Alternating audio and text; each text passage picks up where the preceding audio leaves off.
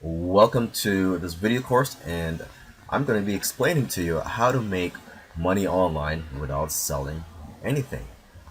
Internet marketing is becoming very popular, and lots of people are searching online how to make money online. Unfortunately, it's becoming saturated. There's a lot of affiliates out there, people trying to promote affiliate products, and there's a lot of competition out there, and it's becoming harder to make money online with all this competition. Of course, you could still rise to the top.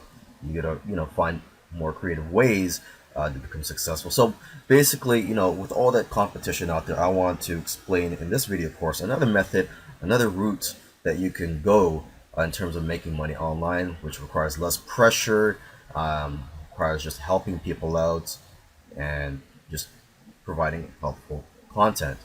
Okay, so with that said, I'll see you in the next few videos where I'm going to explain how you could do this, how you can make money online without trying to sell anything to people.